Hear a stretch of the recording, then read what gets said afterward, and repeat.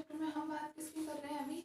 Series LCR circuit, श्रेणी LCR परिपथ के बारे में पढ़ रहे हैं। हमने क्या क्या निकाल दिया उसमें? अभी तक की सारी चीज समझ में आ गई होगी। बिल्कुल S2S किसकी तरह है? वो चालितावर्ती दोलन की तरह। क्यों? क्योंकि वहाँ कॉन्सेप्ट भी वही काम कर रहे हैं। ठीक है, उसके बेस पे हमने क्या देखा? हमने उसकी चार्ज की इक्वेशन निकाली। चार्ज के बेस पे हमने उसके धारा की इक्वेशन निकाली। धारा का आयाम क्या कैसे होता है तो वो हमने निकाला। आई मैक्सिमम किस कंडीशन में होगा? जब उसका इम्पीडेंस Z कैसा हो जाएगा? मिनिमम हो जाएगा। हमारे पास I नॉट की इक्वेशन ये आई थी। I नॉट इक्वल टू हमारे पास आया था E नॉट अपॉन Z आया था। तो हमने इसके लिए क्या कंडीशन देखी कि जब Z आपका कैसा हो जाए? मिनिमम हो जाए, उस कंडीशन में ही आपका I नॉट कैसा हो जाएगा? मैक्सिमम हो जाएगा। और हमने ये कंडीशन देखी, Z जब मिनिमम होता है वो कंडीशन हमारे पास कौन सी थी? अनुनाद की इक्वेशन थी। अनुनाद जिसको बोलते हैं फ्रीक्वेंसी, जिस टाइम पे हमारे पास क्या कहलाती है? रेजोनेंस फ्रीक्वेंसी कहलाती है। तो omega equal to omega R हमने निकाला। किसके इक्वल आया वो? 1/√LC के इक्वल आया वो। ठीक है, ओमेगा क्या था? इसकी रेजोनेंस फ्रीक्वेंसी थी।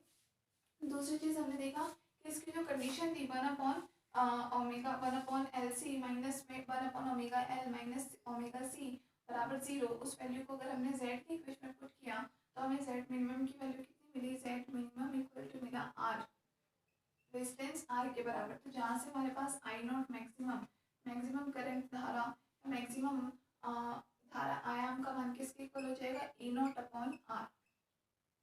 ये हमें पता चला करंट की मैक्सिमम वैल्यू किसके इक्वल होती है? E नॉट अपॉन R के इक्वल होती है। इसके बेस पे हमने ग्राफ देखा था। ग्राफ के दोनों वैल्यू में देखा कि हमने देखा ओमेगा के करस्पॉन्डिंग I का मान कैसा होता है। तो ओमेगा के करस्पॉन्डिंग I का मान हमने देखा कि हमारे पास पीक किस कंडीशन में हमें मिल जाती है? I नॉट के साथ मान बढ़ता जाता है। एक पीक हमें ऊपर की तरफ मिली, दूसरा जबकि Z का मान सेम कंडीशन पे कैसा होना चाहिए? मिनिमम होना चाहिए। जब I नॉट अपना मैक्सिमम पे होता है, I नॉट मैक्सिमम पे होता है, तो Z अपने किस पर होता है? मिनिमम पे होता है। R किसके बराबर है? Z मिनिमम के बराबर। तो हमें एक साथ ये दो पीक्स मिली थी। एक ग्राफ ये मिला था, एक ग्राफ ये मिला था। दोनों पीक बिल्कुल सेम टाइम पर किस पे? Omega equal to omega not equal to omega R पर मिला था। ठीक है, ये हमने ली थी। इस पीक की कुछ विड्थ हो जाती है, चौड़ाई इसकी, जिसको हम बैंड चौड़ाई कह सकते हैं। यहाँ हमारे पास I नॉट की वैल्यू क्या थी? I नॉट मैक्सिमम थी। और इस पॉइंट पर ये जो हमने चौड़ाई AB के करस्पॉन्डिंग अगर हम बात करें तो I नॉट का मान कितना रह गया था? I नॉट मैक्सिमम अपॉन √2 के इक्वल रह गया था। क्लियर है? ये हमें ग्राफ मिला था। उसके बाद में हमने निकाला था इसका क्वालिटी फैक्टर, विशेषता गुणांक। विशेषता गुणांक हमने 3 तरीकों से निकाला। 3 तरीके कौन से? LCR सीरीज में हमने समझा था कि जब आपके पास L जुड़ा हुआ हो, उसकी सीरीज में C जुड़ा हुआ हो और वहाँ पे प्रतिरोधी क्या करता है? वेग को कम करने का काम करता है। ये हमारा LCR सर्किट। तो हमने इसमें क्या देखा था? कुछ भी नोट नहीं करना, अभी हमने लास्ट क्लास को थोड़ा सा रिवाइज कर रहे हैं। ठीक है, L और C में हमने क्या देखा था? ये दोनों के दोनों क्या करते हैं? ऊष्मा को संचित करने का काम करते हैं, एकत्रित करने का काम करते हैं। बट ऑब्वियसली सी बात है, एक टाइम पे कोई एक ही ऊष्मा को संचित करेगा। जब L अगर ऊष्मा को संचित कर लेगा, मतलब L के करस्पॉन्डिंग एनर्जी कितनी हो जाएगी हमारे पास?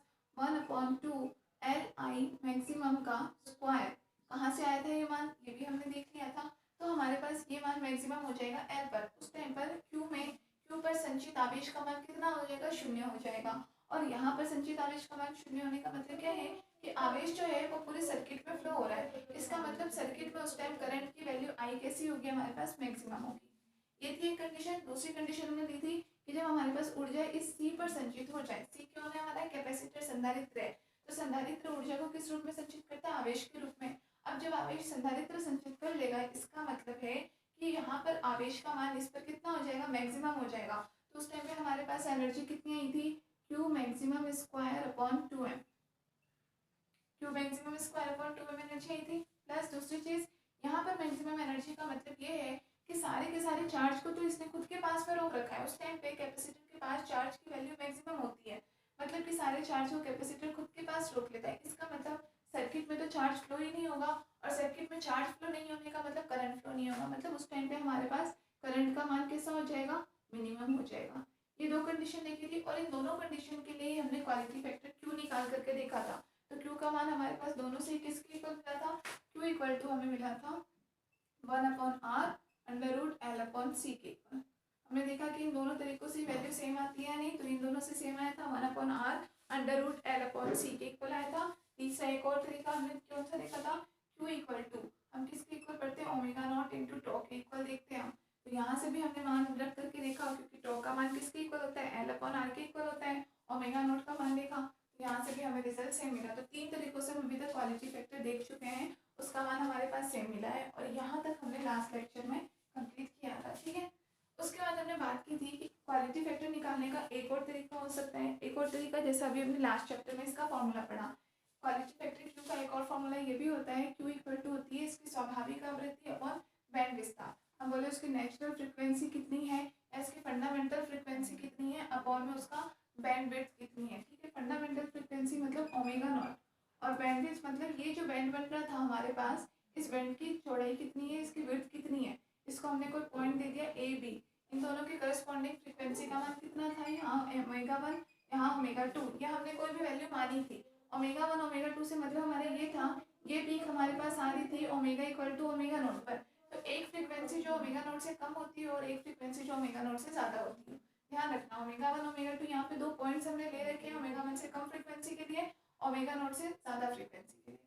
क्लियर है, ओमेगा नोट हमारी कौन सी है, अनुनादी आवृत्ति, रेजोनेंट फ्रिक्वेंसी। ठीक है, तो हमारे पास ये वैल्यू अपॉन में बैंडविड्थ की बात करें तो बैंडविड्थ कितना हो जाएगा, ओमेगा 2 माइनस ओमेगा 1। इस फॉर्मूले से भी हम क्यू का मान निकाल सकते हैं। तो इस फॉर्मूले से क्यू का मान निकालने के लिए पहले जरूरी है कि पहले हम क्या निकालें, इसका बैंड विस्तार निकाल लेते हैं। तो ओमेगा नोट का मान तो फिक्स है ही, इस तरीके से भी और दिख भी जाएगा कि वैल्यू सेम आती है नहीं कुछ अलग आती है, तो इसका मतलब हमें क्यू निकालने का एक और फॉर्मूला मिल जाएगा। क्लियर है,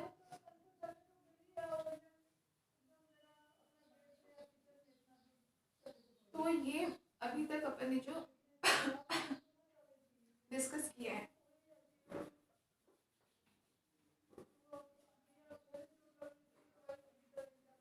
ठीक है। इसके बाद चलो अपन क्वालिटी फैक्टर क्यों निकाला है, उसके लिए अपन बैंड विस्तार निकालते हैं। समझ में तो आ रहा है, एलसीआर सर्किट वैसे इजी सा है क्योंकि बिल्कुल सेम टू सेम किसके जैसा है, ड्राइवन हार्मोनिक ऑसिलेटर जो हमने पढ़ा था, प्रणोदित दोलन या चालितावर्ती दोलन, बिल्कुल उसके जैसा ही है, कोई दिक्कत नहीं है यहाँ पे। देखो नई नई चीज़ें पढ़ने में मज़ा तभी आता है जब हम डेली कुछ नया नया पढ़ें। डेली के डेली अगर हम एक ही टॉपिक पढ़ें तो उसमें कुछ मज़ा नहीं आएगा।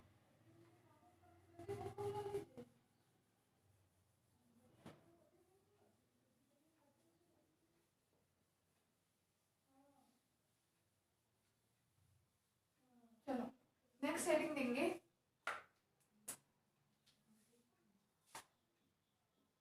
अर्धशक्ति बिंदु।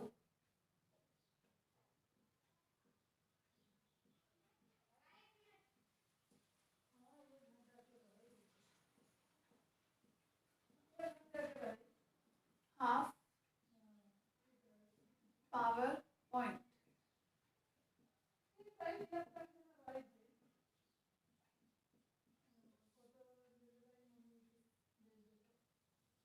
Half power point. ठीक है, जैसे हमने लास्ट चैप्टर में पढ़ा था, अब आप बोलोगे कि मैम लास्ट चैप्टर में तो आपने पावर पॉइंट बताया था, तो पावर पॉइंट के करस्पॉन्डिंग यहाँ पावर किसके फॉर्म में ले रहे हैं, एक तरीके से आई के फॉर्म में। हमने उससे बात की थी, पावर का फॉर्मूला पी इक्वल टू जानते होंगे, ये सब तो 11th-12th का बेसिक होता है। पी को आप आई के फॉर्म में भी लिख सकते हो, बी के फॉर्म में भी लिख सकते हो, आई स्क्वायर आर या वी स्क्वायर अपॉन आर के फॉर्म में लिख सकते हो।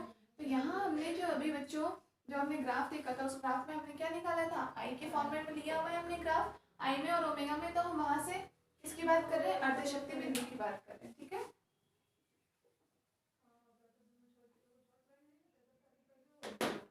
तो देखो थ्योरी लिखने वाली यहाँ कोई बात नहीं है, थ्योरी आप सब जानते हो अर्धशक्ति बिंदु क्या होता है, तो बार बार वो लिखने वाली कोई चीज़ तो है नहीं, मतलब है नहीं। यहाँ हम डायरेक्टली कहाँ से बात करेंगे, ग्राफ के अकॉर्डिंग हम देख रहे हैं पूरा का पूरा, ये आपको पता है ही, तो सीधे हम डेरिवेशन पर ही चलते हैं। इसमें थ्योरी खैर कुछ है भी नहीं, जो थी वो हम फर्स्ट प्रीवियस चैप्टर में से भी हम लिख ही चुके हैं, अर्धशक्ति बिंदु किसे कहते हैं, प्रीवियस चैप्टर में नहीं, सॉरी इससे प्रीवियस टॉपिक में जब हमने ट्राइबल हार्मोनिक ऑसिलेटर पढ़ा था, वहीं पे तो हमने ग्राफ निकाला था, बैंड निकाला था, बैंड चौड़ाई किसे कहते हैं, उसके अर्धशक्ति बिंदु ये सब लिखे थे।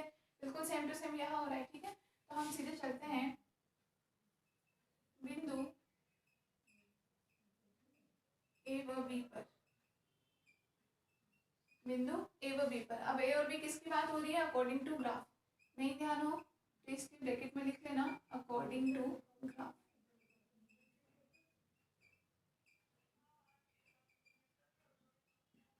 क्लियर है, अगर ध्यान नहीं रहे तो ग्राफ के अकॉर्डिंग बात करें। तो ए और बी बिंदु पर अपने पास क्या बच गया था, आई नॉट का मान क्या बच गया था, I nought maximum upon root 2 बचा था, यहाँ हम पावर किसके फॉर्म में ले रहे हैं, आई के फॉर्म में।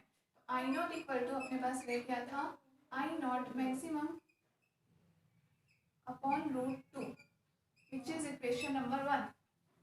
इक्वेशन नंबर 1 डालो। अब अपन क्या करें, यहाँ पर दोनों का मान रख देते हैं, आई नॉट का मान भी आई नॉट मैक्सिमम का मान भी। तो I nought and I nought maximum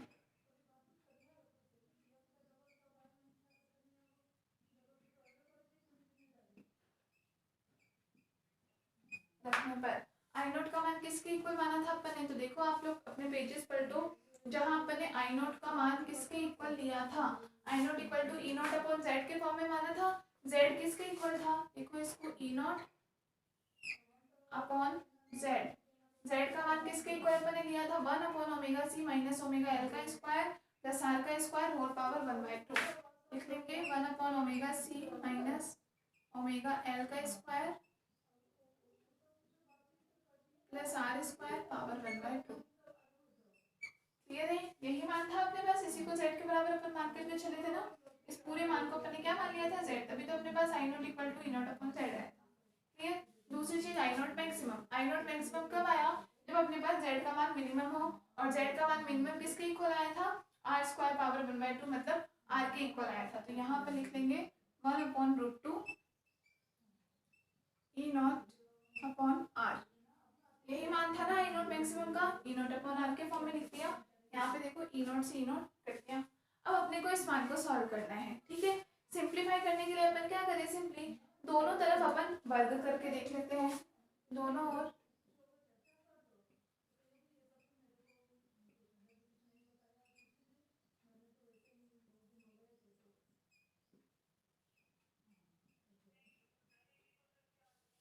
दोनों ओर वर्ग करने पर देखो, किसी भी चीज को सॉल्व करने के लिए अपन अलग अलग अप्रोच यूज में लेते हैं। आप सोचोगे मैम इसी तरीके से क्यों, तो देखो तरीके हैं, जिन तरीकों से सॉल्यूशन निकल जाए आपके लिए तो वही तरीका बेस्ट होता है, ठीक है। ऊपर वाली चीजें कुछ है नहीं, 1 अपॉन में है दोनों मान, इसका मतलब दोनों मान सिंपल सी बातें बराबर तो है ही, ठीक है। अपने को यहाँ देख रहे हो पावर 1/2 है, मतलब पूरी चीज अंडर रूट के अंदर है, यहाँ भी एक मान अंडर रूट के अंदर है। तो सॉल्व करने के लिए सबसे पहले तो अपन क्या लेते हैं, अंडर रूट के मान को हटाते हैं, ठीक है ना, इसीलिए अपन ने दोनों तरफ वर्ग कर दिया।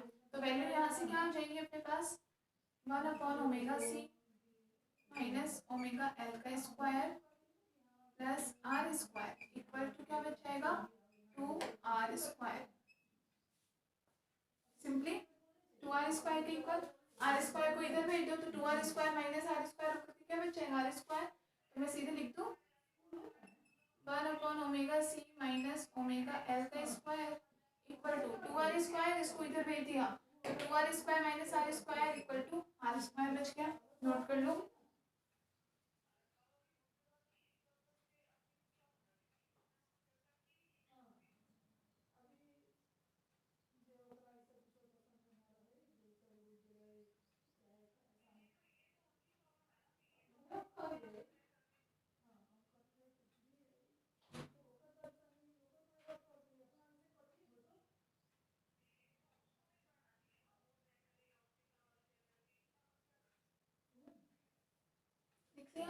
अब अपन इसको किस फॉर्म में करें, दोनों तरफ स्क्वायर है मतलब स्क्वायर से स्क्वायर कैंसिल, तो अपने पास फाइनल वैल्यू क्या बच जाएगी, 1 upon omega C minus omega L equal to R plus minus R के इक्वल बच जाएगा मान। जैसे अपन ने दोनों वर्ग कर दिया तो मान अपने पास किसके इक्वल बच गया, प्लस माइनस आर के इक्वल बच जाएगा सिंपली वैल्यू, ठीक है। अब इसका मतलब इसको सॉल्व करने का मतलब अपन दोनों की वैल्यू या तो +1 भी प्लस आर भी ले सकते हैं, माइनस आर भी ले सकते हैं। ओमेगा ओमेगा है दोनों तरफ। अब अपन ओमेगा को, क्योंकि अपन यहाँ बात किसकी कर रहे हैं, ए और बी पॉइंट पर, तो ए बी पॉइंट पर आपको ध्यान हो तो ए बी पॉइंट पर अपने को दोनों की फ्रीक्वेंसी अलग अलग मिली थी। ए पॉइंट के लिए अपने को फ्रीक्वेंसी क्या मिली थी, ग्राफ में देखेंगे तो ओमेगा 1, और बी पॉइंट पर अपन ने ओमेगा 2 मान रखी थी फ्रीक्वेंसी। तो यहाँ भी अपन ए और बी दोनों पॉइंट के लिए अलग अलग मान के चलते हैं, तो ओमेगा 1 और ओमेगा 2 के फॉर्म में इसको लिखते हैं। मतलब या तो अपने पास इक्वेशन क्या बन जाएगी, 1 upon omega 1 C minus omega 2 L equal to plus R ले लेते हैं अपन, या फिर और क्या हो जाएगी equation 1 upon omega 1 C minus omega 2 L equal to minus R. Clear है, दोनों फॉर्म में अपने पास इक्वेशन बन जाएगा। या फिर अपन सॉल्व करने के लिए इसको ये भी मान सकते हैं कि एक पूरी इक्वेशन अपन +1 के लिए ले लेते हैं, देखो ये पूरी 1 के लिए ले लो और ये पूरी इक्वेशन अपन 2 के लिए ले लेते हैं। इससे क्या होगा, इससे सॉल्व करने में और ज़्यादा, क्योंकि आगे जाकर के थोड़ा कॉम्प्लिकेटेड हो जाएगा अगर 1 2 एक में ले लेंगे तो। यहाँ 1 1 लेने का मतलब, अब देखो यहाँ बोलो क्योंकि मैं प्लस वाली क्यों माना या माइनस वाली क्यों माना, तो देखो अपन ने ओमेगा 1 कहाँ लिया था, ओमेगा नॉट से कम फ्रीक्वेंसी पर लिया था। क्लियर है, रेजोनेंस फ्रीक्वेंसी से कम फ्रीक्वेंसी तक मानता है, इसीलिए उसके करस्पॉन्डिंग अपने पास आर की वैल्यू कैसे आ गई प्लस। ओमेगा 2 लेंगे तो ओमेगा आर से अपने आर की वैल्यू ली थी वो, इसलिए उसके करस्पॉन्डिंग अपने पास वैल्यू कैसे ले लेंगे अपन, माइनस पे लिख लो। अब इन दोनों को आप इक्वेशन नंबर कोई दे दो, ये ले लो इक्वेशन नंबर 2 और इक्वेशन नंबर 3। ठीक है, ये इसी को अपन इस फॉर्म में लिखा है एम्प्लाइज। यहाँ अपन को इन दोनों इक्वेशंस को सॉल्व करके अपने को किसका मान निकालना है, ओमेगा नॉट का मान निकालना है। इतना नोट कर लो, फिर मैं मिटा करके वापस करती हूँ इस साइड।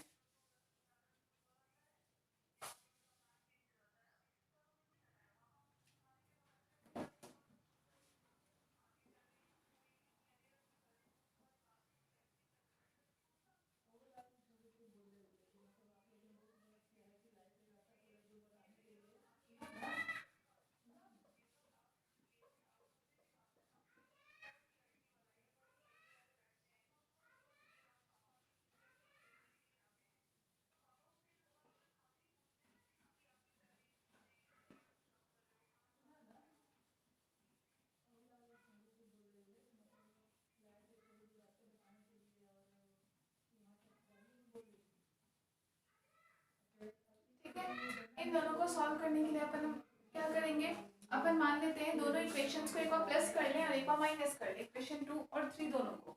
ठीक है, एक बार अपन क्या कर लेते हैं, प्लस कर लेते हैं, एक बार माइनस कर लेते हैं। तो देखो पहले अपन दोनों को प्लस करते हैं, तो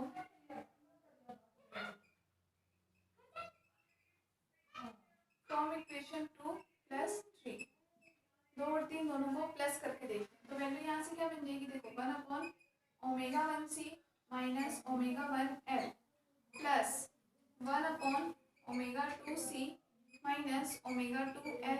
क्लियर है, इधर वाले दोनों टर्म को प्लस किया बराबर इधर दोनों को प्लस किया, प्लस का आर और ये माइनस का आर, तो यहाँ पे आपके पास वैल्यू क्या आ जाएगी। अब देखो इन दोनों में से अपन 1 अपॉन सी कॉमन ले लेते हैं, तो 1 अपॉन सी कॉमन लिया तो मान के बच गया 1 upon omega 1 minus sorry plus 1 upon omega 2, ये दोनों में बच गया। यहाँ पर ये दोनों बच गया ओमेगा 1 ओमेगा 2 एल, इन दोनों में से अपन माइनस का एल कॉमन ले लेते हैं, तो वैल्यू क्या बचेगी omega 1 plus omega 2 equal to क्या हो जाएगा 0।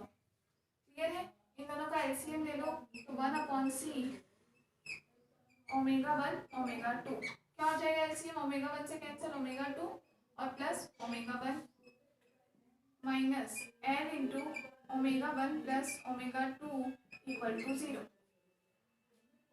ठीक है, सिंपली आ गई हमारे पास वैल्यू। अब यहाँ पर हमने को क्या लेना है, इन दोनों में से भी अगर अपन बात करें ओमेगा 1 और प्लस ओमेगा 2, इन दोनों में क्या आ रहा है, कॉमन आ रहा है, ओमेगा 1 प्लस ओमेगा 2 दोनों में से अपन कॉमन ले लेते हैं, तो मान के ले जाएगा, देखो ओमेगा 1 प्लस ओमेगा 2 कॉमन ले लिया, तो यहाँ क्या मान बच गया 1 upon C into omega 1 omega 2। ठीक है, और माइनस एल बराबर क्या मान बच गया 0 के बराबर। अब या तो आप ये मान ले लो बराबर 0 या फिर ये मान 0 ले लो। देखो ओमेगा 1 प्लस ओमेगा 2 बराबर अगर अपन 0 लेते हैं तो ओमेगा 1 बराबर माइनस ओमेगा 2 आ जाएगा। क्लियर है, अब समझ में आ गया। यहाँ पे अपने प्लस आर माइनस आर क्यों लिया, ओमेगा 1 अपने पास पॉजिटिव मान ले रहा है इसलिए अपने प्लस आर लिया, जबकि ओमेगा 2 अपने पास नेगेटिव आ रहा है माइनस आर। ये कंडीशन सेटिस्फाइड होगी, लेकिन इस कंडीशन से अपने को मतलब निकलेगा नहीं, ये दोनों वैल्यू तो अपने को पता ही है बराबर है। ठीक है, अपने को तो क्या निकालना है, ओमेगा नॉट का मान निकालना है, तो इसका मतलब अपन ये दूसरी वैल्यू लेते हैं या फिर और अपन इस मान को लेते हैं 0 के बराबर, that 1 upon C into omega 1 omega 2 minus L equal to 0। Note कर लो।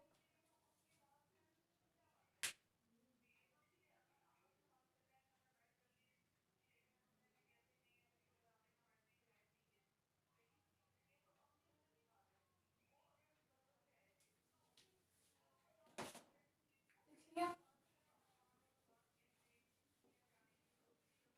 यहाँ पे कर लेते हैं अपन, इसके बाद यहाँ कर रही हूँ। ठीक है, तो देखो यहाँ से अपन क्या लिख सकते हैं इसको, 1 upon C into omega 1 omega 2 equal to L या अपन यहाँ से ओमेगा 1 इंटू ओमेगा 2 बराबर क्या निकल जाएगा 1/LC।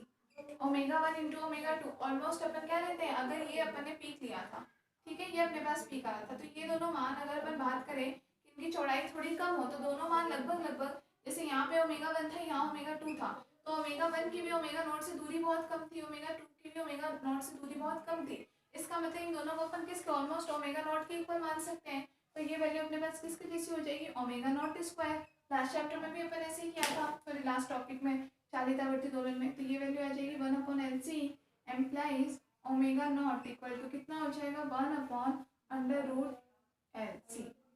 तो यहाँ से देखो एक बड़ी अच्छी सी चीज अपने पास रिजल्ट निकल के आई है। आपको ध्यान हो स्टार्टिंग में जहाँ हमने ओमेगा नॉट स्क्वायर माना था वहां पर हमने वैल्यू मानी थी उसकी 1/√LC, और यहाँ से अपन ने प्रूफ भी कर दिया कि हाँ ये मान हमने सही माना था, यही का यही मान आ रहा है।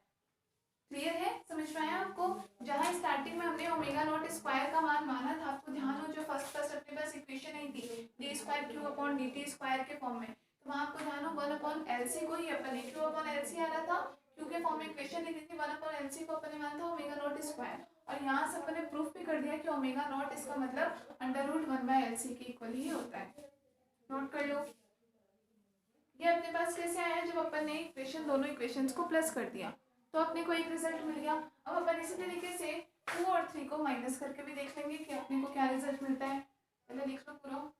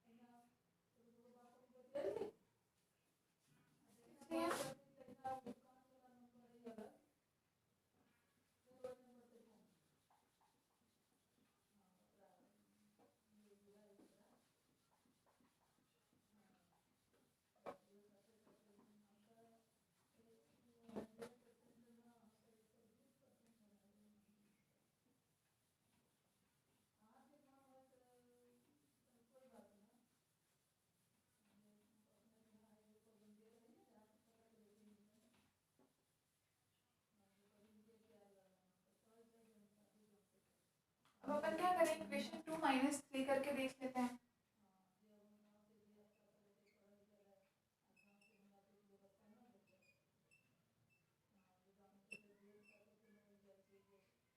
फ्रॉम इक्वेशन 2 - 3 करो, वैल्यू देखो क्या हो जाएगी 1/ओमेगा 1c माइनस ओमेगा 1l। अब माइनस साइन के कारण साइन चेंज हो जाएंगे, ये माइनस का हो जाएगा ओमेगा 2c और ये हो जाएगा प्लस का ओमेगा 2l। ठीक है, इक्वल टू यहाँ पे r है माइनस माइनस का r, वैल्यू क्या हो जाएगी, यहाँ भी सेम दोनों में से 1/c कॉमन ले लेते हैं, तो वैल्यू क्या हो जाएगा 1/ओमेगा 1 माइनस 1/ओमेगा 2 प्लस इन दोनों में से l कॉमन ले लिया, ओमेगा 1 प्लस ओमेगा 2 बच गया, बराबर यहाँ पे क्या हो जाएगा ये 2r के इक्वल हो जाएगा। ठीक है, 1/c सेम कर दोगे, एलसीएम ले लो, ओमेगा 1 ओमेगा 2, यहाँ आपके पास क्या आ जाएगा ओमेगा 2 माइनस ओमेगा 1। क्लियर है, प्लस में यहाँ पे अपने पास मान क्या आ जाएगा, अच्छा सॉरी यहाँ पे ये माइनस का था और ये प्लस का था, यहाँ पे अपने पास मान आ जाएगा omega 2 minus omega L omega 1।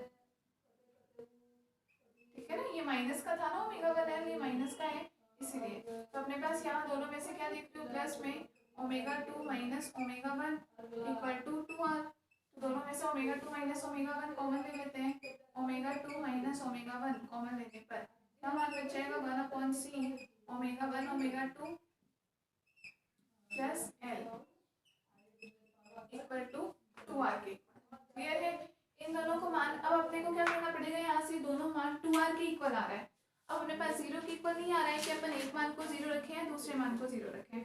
ठीक है, तो अपने को यहाँ पे कुछ डिफरेंट तरीके से चलना पड़ेगा, इतना नोट कर लो पहले।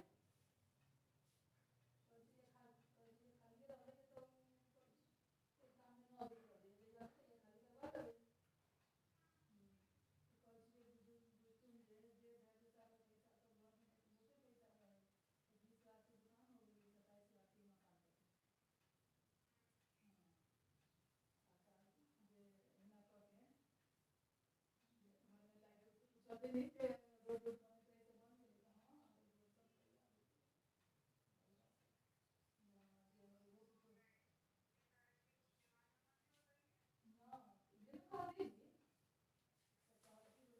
है? अपन देखो आगे चले यहाँ से। आगे देखो चेंज किस तरीके से करेंगे। अपने को एक्चुअली में जो बैंडविड्थ मिलने की बात थी, बैंडविड्थ तो अपने को यहीं से मिलती है। देखो इससे पहले वाले में तो अपने क्या लिया था, यहाँ अपने पास ओमेगा 1 प्लस ओमेगा 2 आ रहा था, तो उससे अपने को एक तरीके से कोई रिजल्ट नहीं मिला था। वहां से तो अपने को केवल क्या प्रूफ हुआ कि omega not equal to 1/√LC आता है। क्लियर है? ये मान अपने पास दोनों कॉमन आ रहे थे, प्लस में आ रहा था, तो वहां से कुछ रिजल्ट तो मिलना नहीं था। ये रिजल्ट जरूर मिल गया, ओमेगा नॉट बराबर ये होता है। अपने को निकालना तो क्या है, यहाँ से बैंडविड्थ निकालना है, तो बैंडविड्थ का फॉर्मूला तो यही होता है ओमेगा 2 माइनस ओमेगा 1। ये जो अपने पास पीक आती है, इस पीक की दोनों फ्रीक्वेंसी में कितना डिफरेंस है, ये ओमेगा 2 और ये ओमेगा 1, तो माइनस करने पर यही तो बैंडविड्थ होता है। तो यहाँ से मतलब अपने को मेन रिजल्ट मिलने वाला है। इसको अपन सॉल्व करने के लिए क्या करें, तो देखो ओमेगा 1 इंटू ओमेगा 2 किसके इक्वल दिया था, ओमेगा नॉट के इक्वल। यहाँ पर लिख लेते हैं, तो ओमेगा 2 माइनस ओमेगा 1 इंटू में ये मान क्या आ जाएगा, 1/ओमेगा naught square into C plus L equal to क्या आ जाएगा, मान 2r के इक्वल। ठीक है, ओमेगा नॉट स्क्वायर बराबर क्या होता है, 1/LC। तो मान कर देते हैं 1/LC का।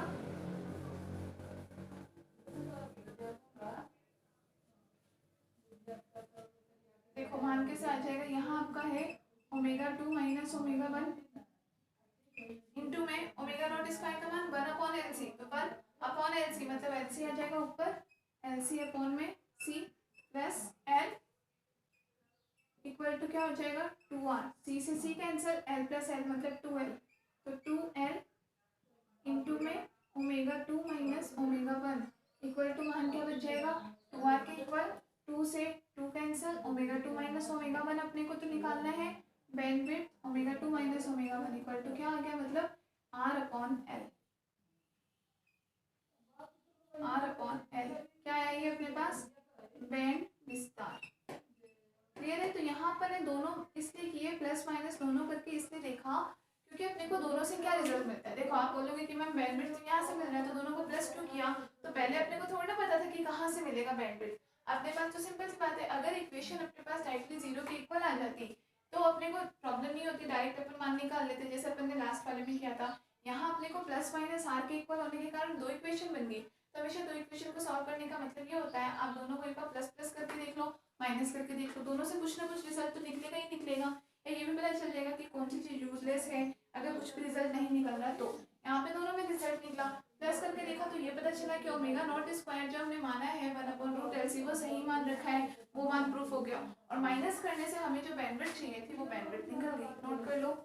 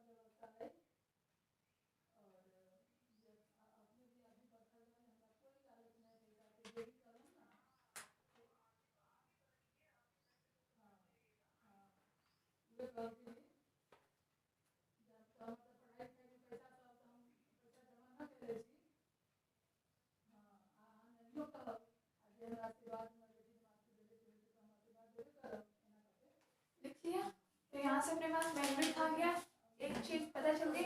और दूसरी चीज अपन क्या ले लें, अर्धशक्ति बिंदु ए और बी पॉइंट ही है, वो तो समझ में आ गया होगा। यहाँ से बैंडविड्थ निकल गई, बैंडविड्थ निकलते ही अपन क्या निकाल सकते हैं, क्यू फैक्टर, क्वालिटी फैक्टर, या जिसको अपन बोलते हैं विशेषता गुणांक, वो मान भी अपन निकाल सकते हैं।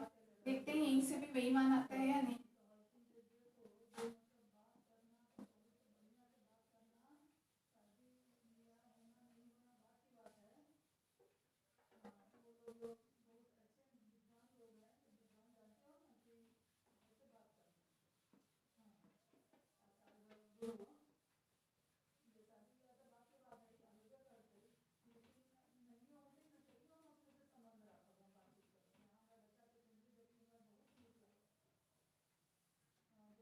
है। तो देखो यहाँ से अपन लेंगे विशेषता गुणांक।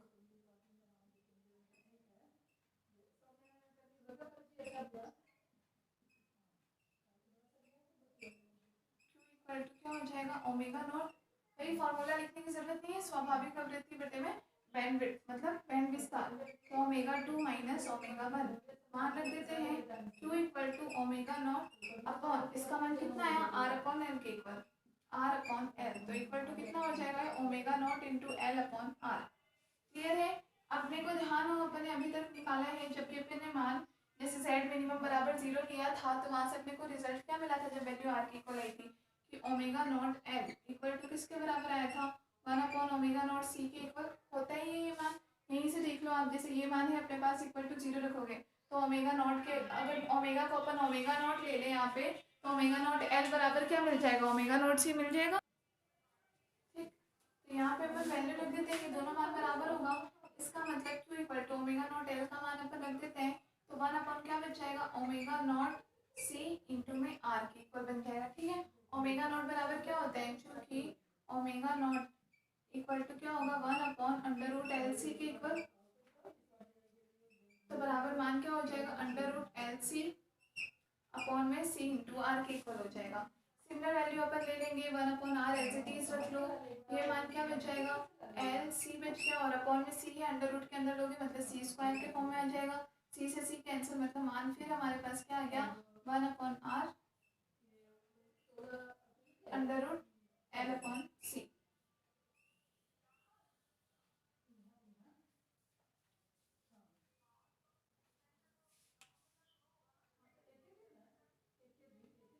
ये मान अपने पास किसका हो गया Q equal to 1 upon R under root L upon C विशेषता गुणा। नोट कर लो।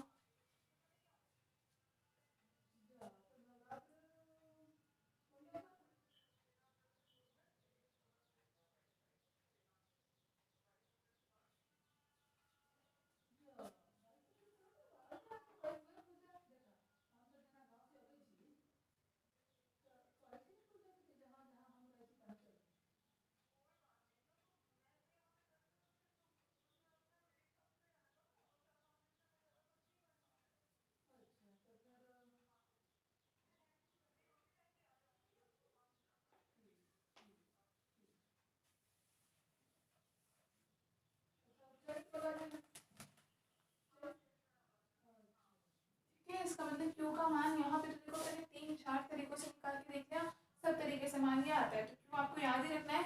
LCR सर्किट के लिए Q फैक्टर का मान क्या होता है 1 upon R under root L upon C. और आपको क्यों याद करवा दें क्योंकि आपके इसमें क्वेश्चन आते हैं। अभी देखो अपन क्वेश्चन भी करते हैं आपके LCR सर्किट में से मोस्ट प्रोबेबली क्वेश्चन Q में से पूछते हैं। विशेषता गुणांक Q का मान कैसे देंगे आपको LCR का मान दे देंगे सिंपल सिंपल क्वेश्चन। Q का पूछ लिया ओमेगा नोट का मान पूछ लिया एल और सी से निकाल सकते हो कुछ भी। अभी देखो क्वेश्चन देखते हैं वहां से आपको क्लियर हो जाएगा।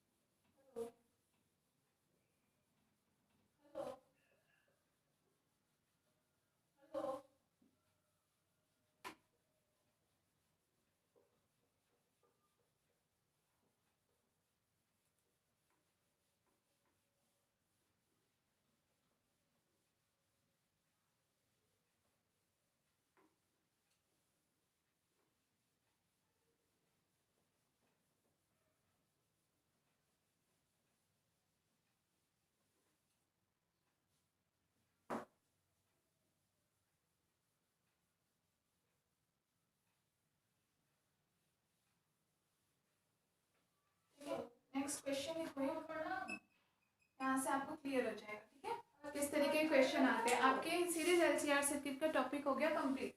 उससे रिलेटेड सारी वैल्यूज हम निकाल चुके हैं। अब क्वेश्चन देखते हैं। तो लिखो क्वेश्चन नंबर फर्स्ट। लिखो एक श्रेणी एलसीआर परिपथ में एल बराबर आपको दे रखा है L equal to 10 milli henry. ये समझते हो गुणांक आपका क्या होता है मिली हेनरी होता है, एच होता है हेनरी, एल का ये क्या होता है यूनिट होता है। लिख लेना, अगर ध्यान नहीं हो तो चाहे ब्रैकेट में आप इस तरीके से लिख लेना मिली हेनरी। ठीक है, देखो एल इक्वल टू कितना दे रखा है 10 मिली हेनरी। दूसरा सी इक्वल टू आपको दे रखा है 100, सी का यूनिट क्या होता है माइक्रोफेराड में, माइक्रोफेराडे। सी इक्वल टू दे रखा है आपको 100 microfarad. And R equal to कितना दे रखा है, आर का तो यूनिट पता ही है 100 ओम है, 100 ओम है। ठीक है, फुल स्टॉप लिखो। परिपथ की अनुनादी आवृत्ति, परिपथ की अनुनादी आवृत्ति कॉमा, परिपथ की अनुनादी आवृत्ति कॉमा विशेषता गुणांक, विशेषता गुणांक तथा अर्ध शक्ति बिंदुओं के संगत, तथा अर्ध शक्ति बिंदुओं के संगत बैंड चौड़ाई ज्ञात कीजिए। अर्ध शक्ति बिंदुओं के संगत बैंड चौड़ाई ज्ञात कीजिए। ठीक है, एक क्वेश्चन दे रखा है, मतलब आपसे पूछा हुआ क्या है यहाँ पे, एक तो अनुनादी आवृत्ति पूछ रखा है। अनुनादी आवृत्ति क्या होती है आपके पास, ओमेगा नॉट पूछ रखा है, एक विशेषता गुणांक पूछ रखा है मतलब क्यू, और एक आपसे बैंड चौड़ाई पूछ रखा है ओमेगा 2 माइनस ओमेगा 1 और सीरीज एलसीआर सर्किट। ये आपका क्वेश्चन है और इसका सॉल्यूशन आपको करना है, बहुत इजी है। फटाफट से इसके सॉल्यूशंस बताओ सारे के सारे।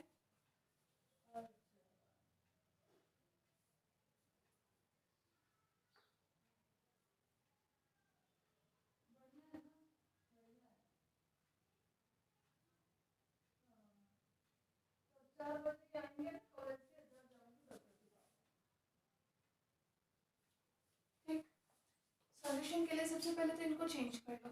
एन इक्वल टू आपको दे रखा है 10 मिली हेनरी, मिली का मतलब कितना होता है 10 रेज टू माइनस 3, तो 10 रेज टू माइनस 3 हेनरी, मतलब ये वैल्यू कितनी होगी पावर प्लस 1 और माइनस का 2, मतलब वैल्यू होगी 10 की power minus 2 Henry.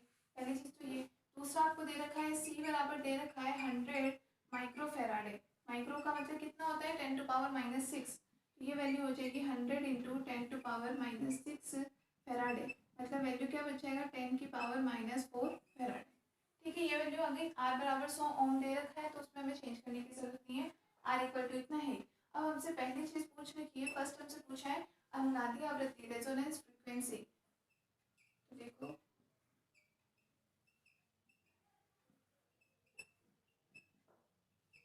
Omega naught का फॉर्मूला क्या होता है 1/√LC। एल भी दे रखा है सी भी दे रखा है, बस दोनों की वैल्यू पुट कर दो 1/√10 की पावर माइनस 2 इंटू 10 की पावर माइनस 4, मतलब वैल्यू कितनी होगी 1/√10 की पावर माइनस 6, मतलब अंडर रूट से बाहर आएगा तो पावर जस्ट हाफ 10 की पावर माइनस 3। ठीक है, और ऊपर ले आए हम इसको तो वैल्यू कितनी हो जाएगी 10 की पावर 3। फ्रिक्वेंसी है ओमेगा, ओमेगा का क्या होता है यूनिट होता है रेडियन पर सेकेंड, इतने रेडियन पर सेकेंड की हो गई हमारे पास फ्रिक्वेंसी, नोट कर लो।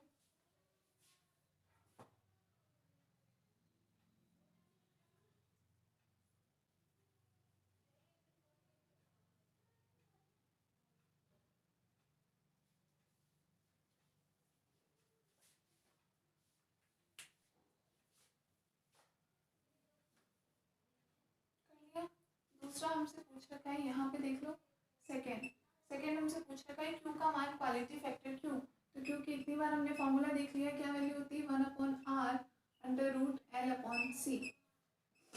वैल्यू पुट कर दो, आर अपने को दे रखा है 100 ओम, 1/100 इंटू एल का मान कितना है हमारे पास 10 टू पावर माइनस 2 अपॉन 10 की पावर माइनस 4, इसको सॉल्व कर लो 1/100 10 की पावर माइनस 4 ऊपर जाएगा तो कितना बच जाएगा प्लस 10 की पावर 2 बच जाएगा, माइनस 2 ऊपर है 10 की पावर 4 ऊपर जाकर के प्लस का हो जाएगा +4 -2, वैल्यू क्या हो जाएगा 10 की पावर 2, और 10 की पावर 2 का मतलब एक तरह से अंडर रूट में कितना हो गया 100 रूट से बाहर आकर के कितना हो जाएगा 10, तो ये मान क्या हो जाएगा 1/100 इंटू 10, ये कैंसर, वैल्यू क्या हो गई 1/10 क्यू का मान, और क्यू अपन ने पढ़ा है यूनिट लेस होता है क्योंकि कोई यूनिट नहीं होती, तो क्यू बराबर अपने पास 1/10।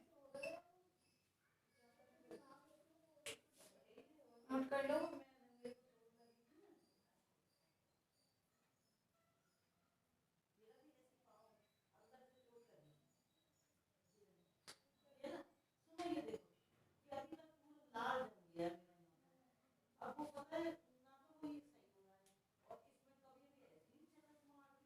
लिख लिया। अब थर्ड अपने को क्या पूछ रखा है, ओमेगा सॉरी बैंड चौड़ाई ओमेगा 2 माइनस ओमेगा 1 का मान। तो देखो इन दोनों के मान से अपन निकालेंगे, तो थर्ड अपन यहाँ पे कर रहे हैं, ठीक है। ये लिख रखा है मैंने थर्ड। बैंड चौड़ाई मतलब यहाँ पे लिखो बैंड विस्तार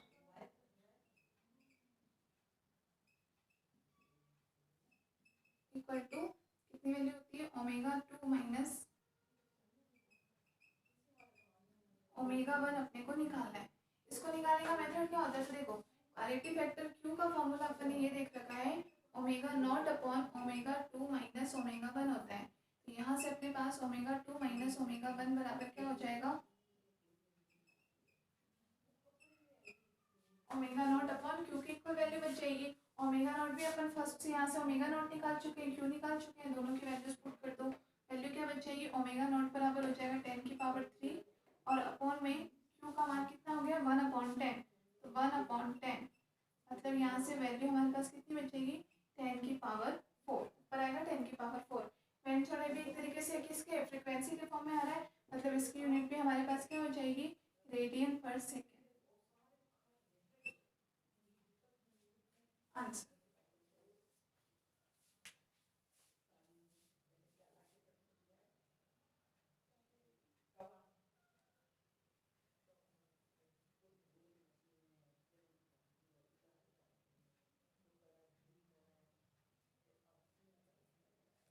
ठीक है। तो ये आपका क्वेश्चन था, देखो इजी कोई। ये आपका क्वेश्चन आया हुआ है 2011 में आया था ये क्वेश्चन और उसके बाद रिपीट हुआ है सीधे 18 में। अब देखो इतने इजी क्वेश्चंस भी आपके रिपीट हो जाते हैं, मतलब इनमें तो क्या है फॉर्मूले आपको डायरेक्ट याद है, इतने छोटे छोटे ये फॉर्मूले आपके ओनली यूज में आ रहे हैं। बस इन फॉर्मूले से आपको क्या करना है, ओनली इनमें वैल्यूज ही तो पुट करनी है और कोई मान आपको निकालना नहीं है, तीनों के तीनों मान दे रखे हैं, बस इनको थोड़ा सा सॉल्व करना है। जैसे मिली में है 10⁻³ माइक्रो 10⁻⁶।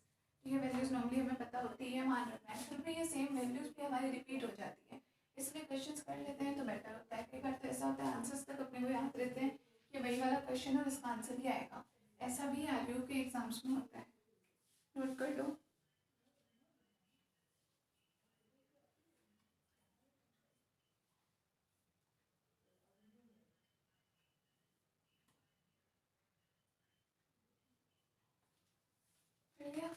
नेक्स्ट क्वेश्चन, एक और क्वेश्चन लिखते हैं।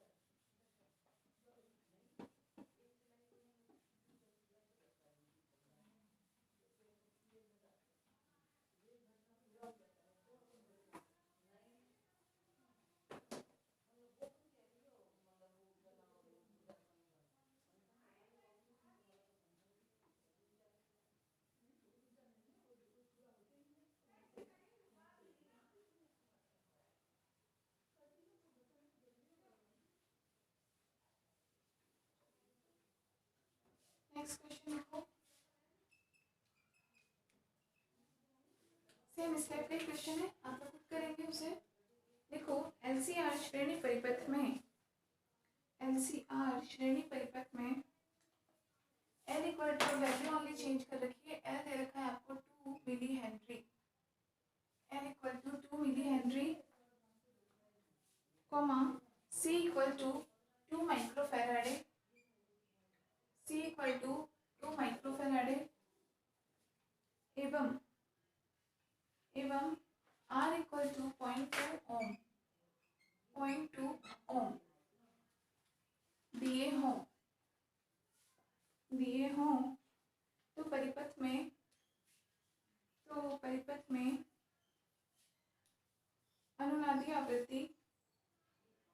परिपथ में अनुनादी आवृत्ति एवं विशेषता गुणांक ज्ञात कीजिए।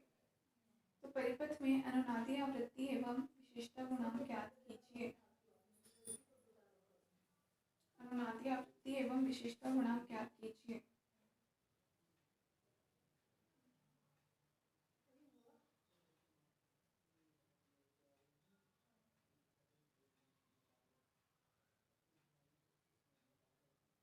ठीक है, मतलब अपने को क्या पूछ रखा है हमने, अनुनादी आवृत्ति ओमेगा नॉट एंड विशेषता गुणांक क्यू बराबर ऐसे पूछ रखा है।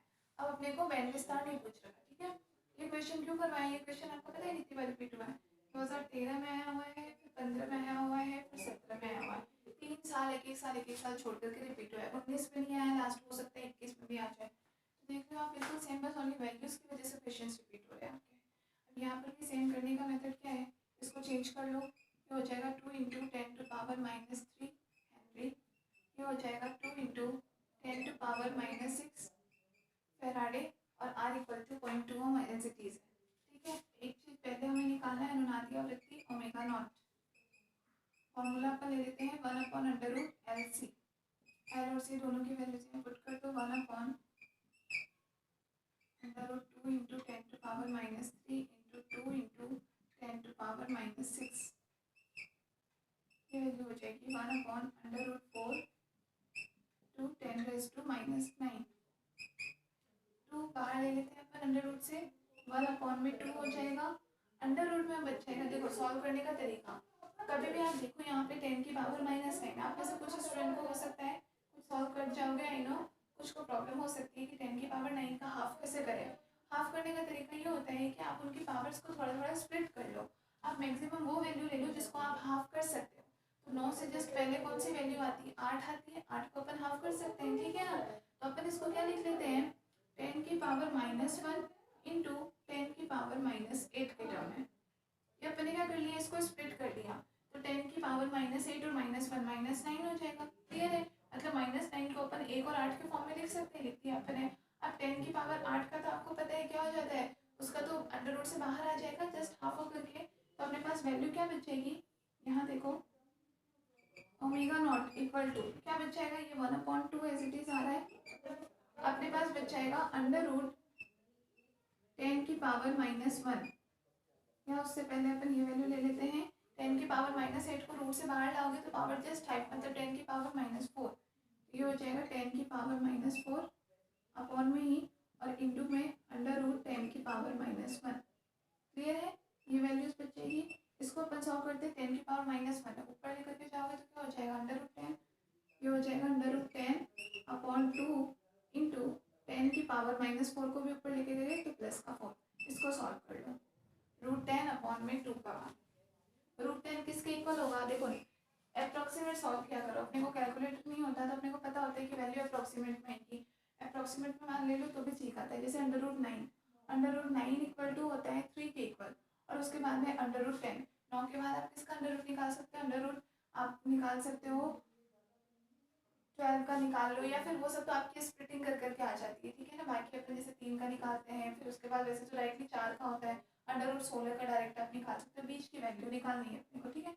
तो अंडर रूट 9 और अंडर रूट 10 में ज़्यादा डिफरेंस तो है नहीं, इसका मतलब वैल्यू हमारे पास 3 पॉइंट कुछ में वैल्यू आएगी। तो 3 पॉइंट कुछ वैल्यू लेकर के भी आप इसको अप्रॉक्सीमेट करके वैल्यू सॉल्व कर सकते हो, ठीक है। इसका मान वैसे लगभग होगा आपके पास 3.16 के ऑलमोस्ट अपॉन 2 इंटू 10 की पावर 4। डिवाइड कर लो, कितना मान आ जाएगा आपके पास, 3.16 का जस्ट हाफ। वैल्यू अपने पास कितनी हो जाएगी, 1.58। तो हो जाएगा 1.58 इंटू 10 की पावर 4 ओमेगा नॉट। क्या ये फ्रिक्वेंसी है, तो वैल्यू आ जाएगी रेडियन पर सेकेंड।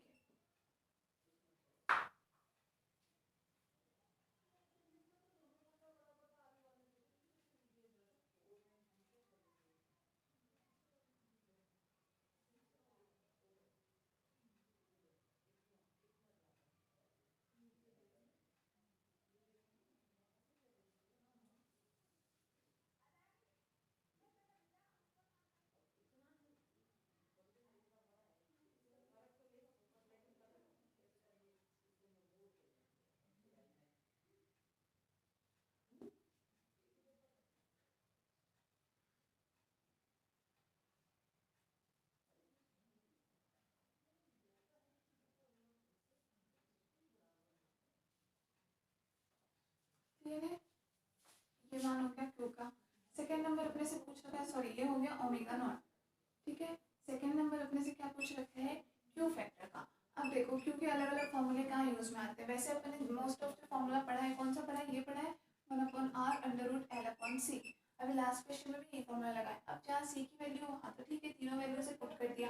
अब इस क्वेश्चन में ध्यान दो तो आपके पास यहाँ पर क्या है, नहीं आर की वैल्यू है, एल की वैल्यू है, सी की भी है, हाँ यहाँ से भी आप निकाल सकते हो सीधे।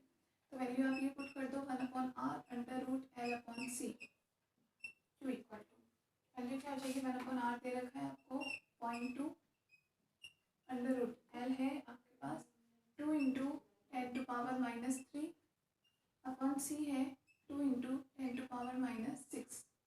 सॉल्व कर लो, 2 से 2 कैंसिल, 1/0.2 इंटू ये वैल्यू आपके पास कितनी आ जाएगी, 10⁻⁻6 ऊपर जाएगा तो प्लस का 10⁻3 10⁻3।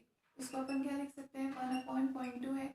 अब यहाँ पर भी पावर क्या आ रही है आपके पास, ऑड आ रही है, तो उनको स्प्लिट करके लिख लो, मतलब √10 × 10⁻2 10⁻2 का √ क्या हो जाएगा आपके पास 1/10 के इक्वल आ जाएगा। 1/10 यहाँ पर किया है ना, वैल्यू क्या हो जाएगी, सॉरी 1/10 नहीं ओनली 10 आ जाएगा, 10 हो जाएगा, ये हो जाएगा अपॉन में 0.2 इंटू क्या मान बच जाएगा √10 के इक्वल। सिमिलर तरीके से √10 का मान सॉल्व किया था तो कितना आया था 3.16। अब 3.16 में आपको डिवाइड किसका करना है, 2 का डिवाइड करना है, तो वैल्यू आपके पास कितनी आ जाएगी, ये मान अपने पास रह जाएगा ओनली एक पॉइंट की वजह से, ये अपने पास हो गया 100। 2 से इसको सॉल्व कर लिए 50 और 50 और √10 को आप सॉल्व कर लो, आपके पास मान कितना आ जाएगा 1.58 × 10⁻²। एक तरीका है सॉल्व करने का ये।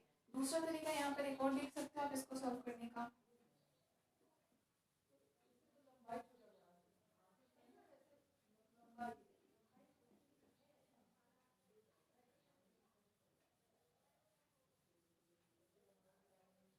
दूसरा तरीका क्यू का देखो, अभी जब अपने फॉर्मूला देखा था और करके लिख लेना दूसरा तरीका क्यू इक्वल टू, अभी अपने फॉर्मूला क्या पढ़ा था ω0L/r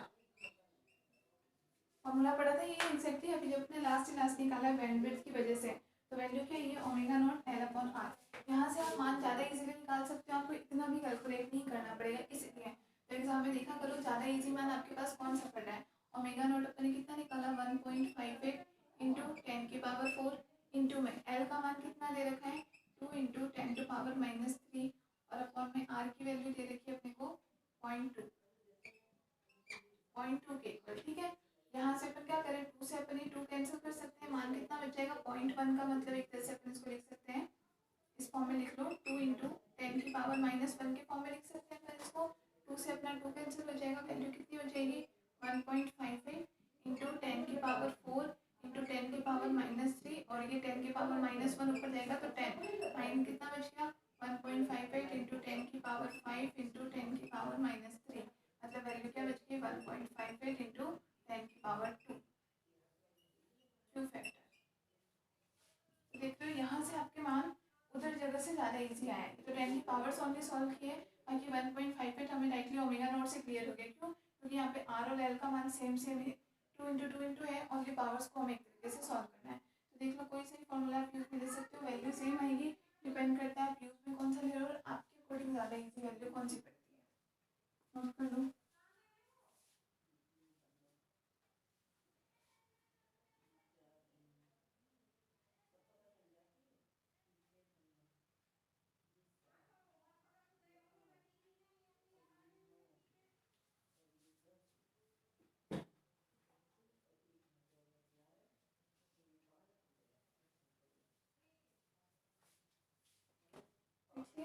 तो ये अपने क्वेश्चंस हैं, रिपीट हो रखे हैं 3 4 बार, वही वाले क्वेश्चंस आपको करना है, इस तरीके से मान सॉल्व करना है, ठीक है। ये अपना कंप्लीट हुआ सीरीज एलसीआर सर्किट।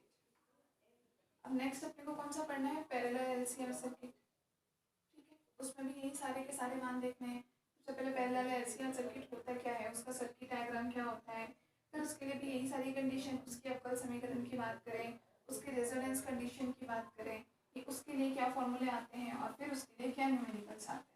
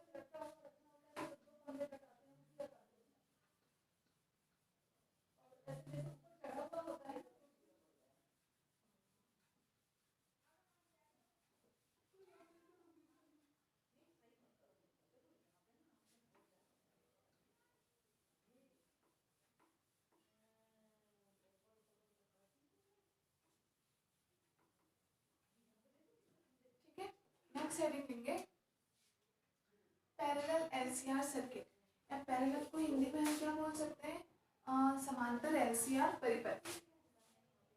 देखो समांतर एलसीआर परिपथ।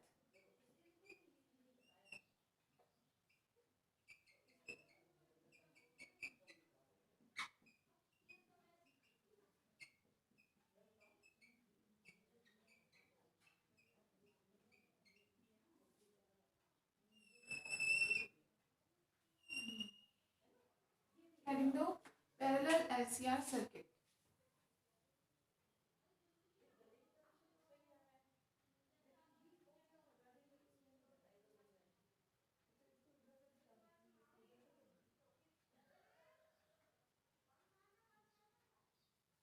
ठीक है, अब इसको अच्छे से समझना। यहाँ पे थोड़ा सा आपको कॉम्प्लिकेशंस हो सकते हैं, यहाँ पे थोड़ा सा चेंज होगा। चेंज सबसे पहले तो अपन डायग्राम की बात करते हैं, डरना नहीं है कि चेंज मतलब क्या होगा, बहुत साइड से चेंज होगा। देखो सबसे पहले अपन बात करें डायग्राम की।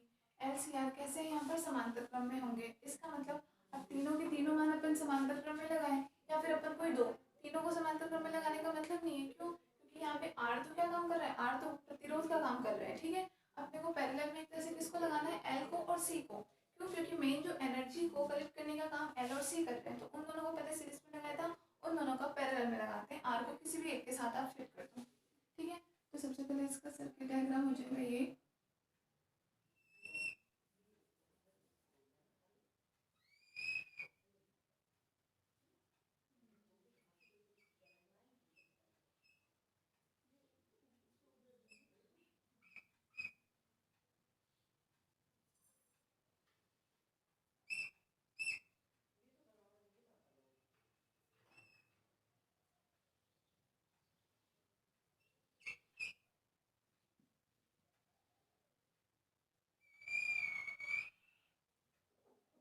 ये एल आर सी कैपेसिटर, और ये अपने पास वी, ये एक तरह से वही है ई नॉट साइन ओमेगा टी। ई या वी एक ही मान सकते हैं, पर पोटेंशियल डिफरेंस क्रिएट हो रहा है। ठीक है, सी ले लिया, सी और एल यहाँ पर दोनों कैसे होंगे, अपने पास पैरेलल में होंगे, बना लो।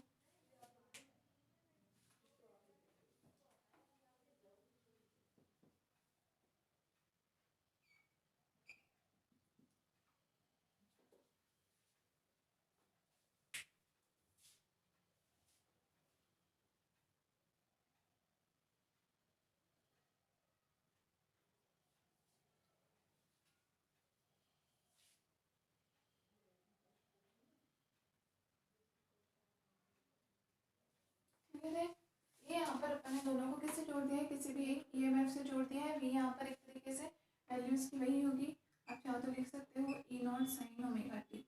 अब यहाँ पर वी होने का मतलब क्या है, वी यहाँ पे डायरेक्टली आपका जुड़ रहा है सी से, और यहाँ पे जुड़ रहा है एल से। इसका मतलब जो वी वोल्टेज है, यही सेम वोल्टेज रहेगा आपका यहाँ पर। ठीक है, पैरेलल में एल और सी दोनों पैरेलल में जुड़ रहे हैं, इन दोनों का रिलेशन ही होगा, वी है, तो इस पॉइंट पर भी आपके पास वोल्टेज कितना होगा, वी होगा। ठीक है, सी डायरेक्टली जुड़ा हुआ है वी से, इसका मतलब यहाँ पर भी आपके पास वोल्टेज वी होगा, और एल भी जुड़ा हुआ है डायरेक्टली आपका वी से, इसका मतलब यहाँ पर भी वोल्टेज आपका वी होगा। वोल्टेज पूरे में सेम हो गया। दूसरी चीज पर बात करें करंट की, तो करंट आप लोगों ने किरचॉफ लॉ पढ़ा होगा। जैसे यहाँ से मान लो आपके पास आई करंट फ्लो हो रहा है, अब यहाँ पे किरचॉफ लॉ में आई का नियम देखना पड़ेगा, करंट का नियम देखना पड़ेगा। आई जा रहा है तो आपको पता है यहाँ पे करंट आई, अब यहाँ आगे जाने पर आई है, आई को दो रास्ते मिल रहे हैं, तो दोनों में I1 I2 के नाम से स्प्लिट हो जाएगा। कुछ अमाउंट में करंट यहाँ चला जाएगा I1। अब I1 किसके बराबर है, कैपेसिटर में से जा रहा है, इसलिए I1 बराबर है मानेंगे IC के इक्वल, आई कैपेसिटर के इक्वल। ठीक है, दूसरा अमाउंट का करंट जाएगा I2 यहाँ पर, दूसरा करंट कहाँ जाएगा, I2 के इक्वल। I2 किसके इक्वल होगा, L और R में से फ्लो होने वाले करंट के इक्वल। क्लियर है, बना लो। ये अपने पास क्या है, सीरीज एलसीआर सर्किट।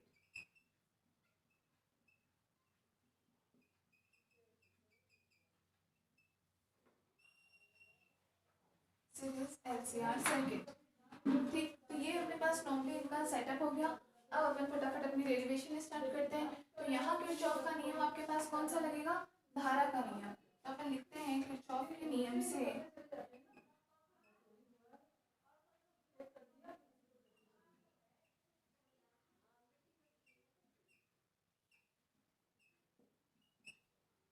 क्या हो जाएगा, I equal to total current I, ठीक है, total current equal to I1 plus I2। Equation number 1, I equal to I1 plus I2।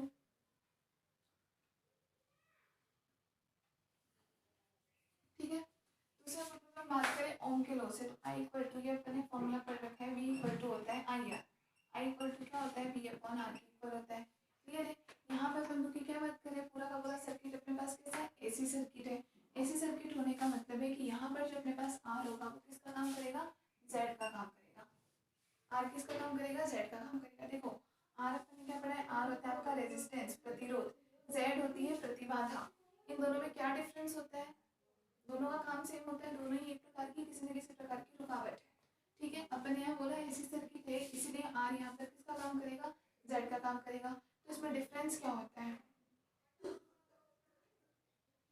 ये आपको डिफरेंस बताना है कमेंट बॉक्स में मैसेज करके। ठीक है, सब स्टूडेंट्स को मैसेज करना है what is the difference between R Z C, मान ले अपन सी में, आर में, जेड में। सी तो चलो सी फिर भी अलग चीज हो गया, एटलीस्ट आर में और जेड में तो डिफरेंस बताना है, इन दोनों में क्या डिफरेंस होता है। एक आपके पास रिएक्टेंस होता है, एक्स भी होता है, अपन ने पढ़ा था अभी लास्ट में, मैंने आपको बताया था उसमें अनुनादी आवृत्ति कंडीशन मैंने आपको ये भी बताई थी। वहाँ पे आपके पास वैल्यू क्या आई थी, 1/ओमेगा c minus omega l equal to 0। तो हमने इसको लिखा था, ये होता है xc minus xl equal to 0। तो हमने लिखा था इसका मतलब अनुनादी कंडीशन में xc इक्वल टू क्या हो जाएगा, xl हो जाएगा। तो यहाँ पे x क्या है, ये आपको तीनों में डिफरेंस बताना है, what is the difference between R, X and Z में। ठीक है, आर होता है आपका रेजिस्टेंस, एक्स को अपन बोलते हैं रिएक्टेंस, और आपका जेड क्या होता है, इम्पीडेंस होता है। इन तीनों में डिफरेंस आप कमेंट बॉक्स में मैसेज कर देना, नहीं होगा तो फिर मैं कल बताऊंगी। अभी आप इतना ध्यान रखोगे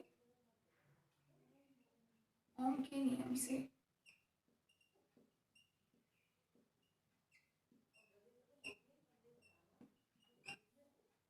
आई V equal to I R, तो I equal to V upon are.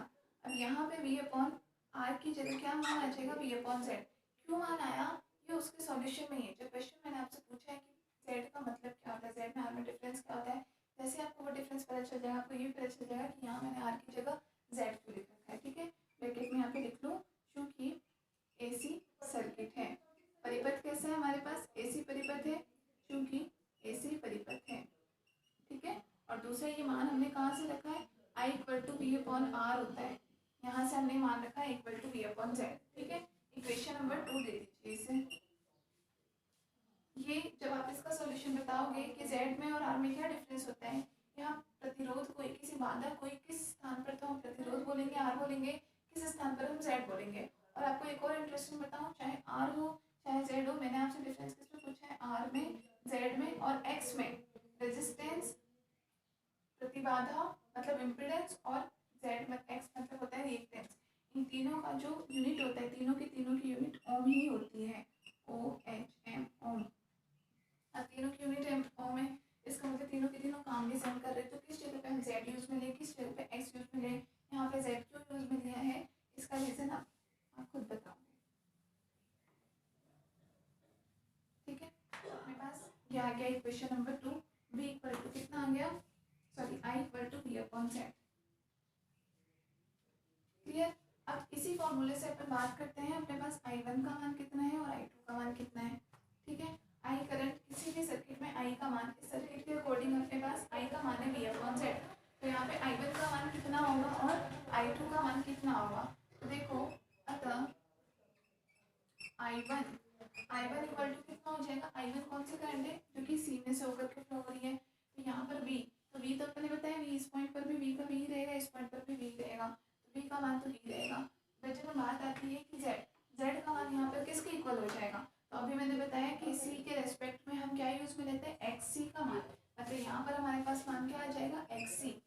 ये मैंने अभी बताया, L के लिए हम क्या लिखते हैं, XL लिखते हैं, और C के लिए हम लिखते हैं XC। फॉर्मूला ये होता है कि L के करस्पॉन्डिंग वैल्यू आती है XL और C के लिए वैल्यू आती है 1/XC के फॉर्म में। अभी X क्या है, तो ये मैंने आपसे पूछा है, ये आप खुद बताओगे, मैं भी बताऊंगी, मैं कल नेक्स्ट अगर किसने नहीं बताया तब मैं बताऊंगी। तो वैल्यू यहाँ पे क्या आ जाएगी, पी अपॉन एक्स। क्यों? क्योंकि यहाँ पे सी से गुजर रहा है ये, इसीलिए हम ओनली सी के लिए मान यूज में लेंगे, किसका, रिएक्टेंस का। ठीक है, 1 अपॉन एक्स सी के फॉर्म में लिखते हैं। एक्स सी का मान क्या होता है, एक्स सी इक्वल टू होता है अपने पास, चलिए ये मान अपन बाद में यूज में लेंगे, अभी अपन एक्स सी के फॉर्म में लिख लेते हैं। आई टू की बात करें, आई टू बराबर यहाँ पे क्या हो जाएगा, अब आई टू यहाँ पे इतनी करंट आपकी फ्लो हो रही है, तो वोल्टेज पूरे के अक्रॉस कितना है, वोल्टेज तो टोटल भी ही आ रहा है। ये फर्क है कि डिपेंड गुजर किस में से रहा है, एल में से भी और आर में से भी, मतलब यहाँ पे इन दोनों का ही इस पे कुछ ना कुछ इफेक्ट होगा, एल का भी और आर का भी। ठीक है, तो हम इसको किस फॉर्म में लिख सकते हैं, बी अपॉन एल के करस्पॉन्डिंग वैल्यू ले लेंगे हम, एक्स एल प्लस आर। ये वैल्यूज हो जाएगी अपनी आई वन टू की। दोनों में से चाह आप जानते ही होंगे, ये दोनों सीरीज में है। सीरीज में होने का मतलब कोई भी दो रेजिस्टेंस ये अपने पास, अगर दोनों को अपन एक रेजिस्टेंस ले लेते हैं R1 R2, और मैं पूछूं कि इसके क्रॉस टोटल रेजिस्टेंस का मान कितना होगा, तो दोनों सीरीज में है, तो आप क्या बताओगे, R1 प्लस R2। यहाँ पे दोनों सीरीज में है, तो इसके करस्पॉन्डिंग एक्सएल प्लस आर ले लिया हमने। नोट कर लो।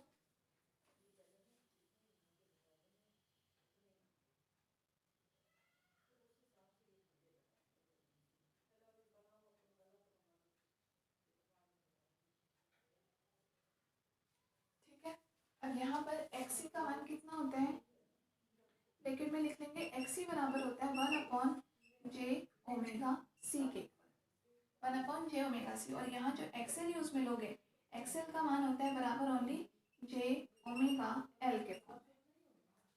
क्लियर है, ये मान आपको ध्यान रखने हैं।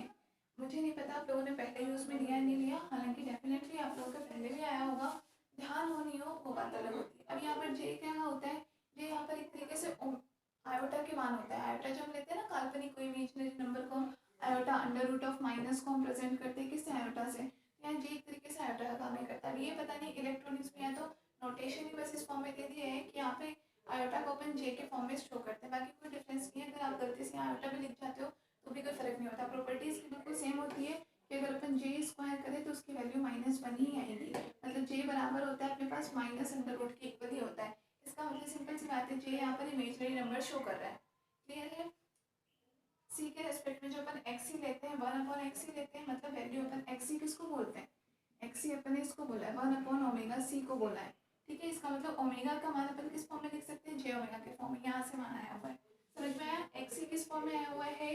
अभी देखो फिर से मैंने बताया था, एक बार फिर बता देती हूँ, देख लो अपने पास। अपन ने जब इससे लास्ट टॉपिक अपन ने किया था एलसीआर के लिए, जब अपन ने क्या लिया था सीरीज एलसीआर के लिए, अनुनादी कंडीशन की थी, वहाँ मैंने लास्ट में आपको ये बताया था, अपने पास ये रिजल्ट आ रहा था, 1 upon omega C minus omega L equal to 0। आज भी अपन ने इक्वेशन अभी यूज में ली है, जहाँ अपन ने 1 upon omega naught C equal to omega naught L के इक्वल यूज में लिया। क्लियर है, ये मान अपने पास आ रहा था, तो यहाँ से अपन ने क्या वैल्यू की थी, 1 अपॉन ओमेगा सी बराबर हो जाएगा ओमेगा एल के। क्लियर है, इसी को तो अपन ने माना था, ये माना था एक्सी और ये बराबर होता है एक्स एल। इसका मतलब एक्सी का मान किसके इक्वल होता है, 1 अपॉन ओमेगा सी का मान होता है। इसलिए यहाँ से अपन ये मान रखते हैं 1 अपॉन ओमेगा सी, इस फॉर्म में अपन इसको जे के साथ मल्टीप्लाई करके लिख सकते हैं। सिमिलरली एक्सएल का मान सिंपली ओमेगा एल होता है, ये वही ओमेगा एल लिखा है अपने, जे मल्टीप्लाई में होता है। जे यहाँ पे किसको प्रेषित करते हैं, एक तरीके से आयोटा, एक इमेजिनरी नंबर को। लिख लो,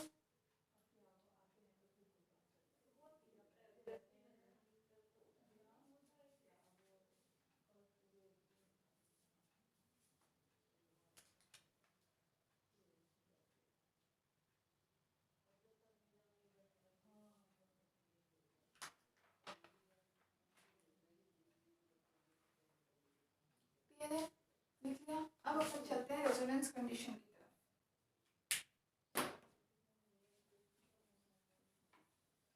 बस यही इसमें स्लाइटली सा डिफरेंस है, यहाँ अपने को एल और सी की जगह एक्सी और एक्सएल यूज में लेना है। ये यहाँ समझ में आ गया, आगे सब जैसे हमने किया एज इट इज करेंगे। कुछ चेंज आना होगा तो अपने आप आपको दिखेगा कि डेरिवेशन ही हमारे पास कुछ अलग रिजल्ट आ जाएगा, अगर आना होगा तो। ठीक है, हमें ध्यान ओनली ये मान रखना है। यहाँ हमने एक्स क्यों यूज में लिया है, इसका रीजन आप खुद बताओगे। ठीक है, खुद कैसे बताओगे कि जैसे आपको ये पता चलेगा कि इन तीनों में डिफरेंस क्या होता है, आर में, जेड में और एक्स में, वैसे ही आपको ये भी पता चल जाएगा कि अच्छा इस जगह मैंने इसीलिए तो एक्स यूज में लिया और इसीलिए आर की जगह जेड यूज में लिया। ठीक है,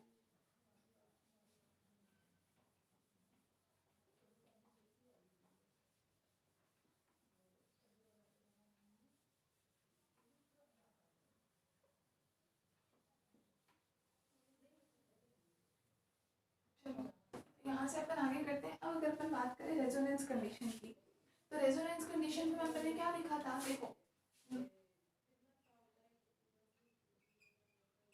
रेजोनेंस कंडीशन या हिंदी में लिख लेना अनुनादी अवस्था के लिए, अनुनादी अवस्था के लिए। हालांकि ये चीज लिखो नहीं लिखो कोई मतलब नहीं है उससे, ठीक है। अभी अपन ओनली समझने के लिए देख रहे हैं क्या कि रेजोनेंस कंडीशन में अपन ने क्या बोला था, आई इक्वल टू कितना होगा, आई मैक्सिमम होगा। किस कंडीशन में बताया था, जब z अपने पास कैसा हो, मिनिमम हो। जब z अपने पास कैसा हो, z मिनिमम हो। क्लियर है, यही वैल्यू अपन ने देखी थी। आई अपने पास हो जाएगा, आई मैक्सिमम में कन्वर्ट हो जाएगा जब z अपने पास z मिनिमम के इक्वल हो, ठीक है। तो वो अवस्था अपने पास क्या कहलाई थी, अनुनादी अवस्था कहलाई थी। अनुनादी अवस्था के लिए अपने कंडीशन क्या देखी थी कि xc बराबर xl आया था। क्लियर है, ये वैल्यू आई थी अपन ने देखी थी। इसका मतलब अपन क्या बोल सकते हैं, अपन इसको दूसरी तरीके से ये भी बोल सकते हैं, इसका मतलब जब xc बराबर xl होगा, देखो बोलने का तरीका है, अपन फर्स्ट टू लास्ट जा रहे हैं, कई बार अपन लास्ट टू फर्स्ट भी जा सकते हैं, ठीक है। मतलब कि एक तो किसी ने ये बोला कि जब i का मान मैक्सिमम होगा तब z का मान कैसा होगा, मिनिमम होगा, उस कंडीशन में xc बराबर xl होगा, ठीक है। एक बच्चे ने इस तरीके से डेफिनेशन दी, दूसरे ने उसी को डेफिनेशन को उल्टा करके दिया कि जब xc और xl का मान बराबर हो जाए, xc xl क्या है, रिएक्टेंस है कैपेसिटर की और ये इंडक्टर की रिएक्टेंस, जब इन दोनों की रिएक्टेंस का मान बराबर हो जाएगा तब अपने पास z कैसा हो जाएगा, z मिनिमम हो जाएगा और उस टाइम पे अपने पास करंट कैसी हो जाएगी, मैक्सिमम हो जाएगी। कोई इस तरीके से भी बोल सकता है, अपन क्या बोल सकते हैं इसको कि if xc equal to xl हो देन z अपने पास किस में कन्वर्ट हो जाएगा, z मिनिमम में कन्वर्ट हो जाएगा। z मिनिमम एम्प्लाइज i अपने पास किस में कन्वर्ट हो जाएगा, i मैक्सिमम में कन्वर्ट हो जाएगा।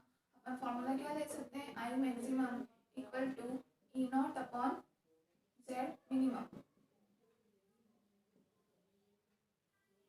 यही कंडीशन अपन ने दी थी रेजोनेंस की, ठीक है। तो दोनों तरीकों से, यहाँ ई नॉट की जगह अपन ने v यूज में लिया है तो आप इसको v के फॉर्म में भी लिख सकते हो अपने अकॉर्डिंग। अभी अपन सीरीज एलसीआर में ये कंडीशन पढ़ के आए रेजोनेंस की, तो अपन उस अकॉर्डिंग ही सोच करके देख रहे हैं कि शायद अपने पास इक्वेशन का मान ये आएगा। क्लियर है, ये मान आप चाहो तो उतार भी सकते हो, अदरवाइज नहीं भी उतार सकते हो।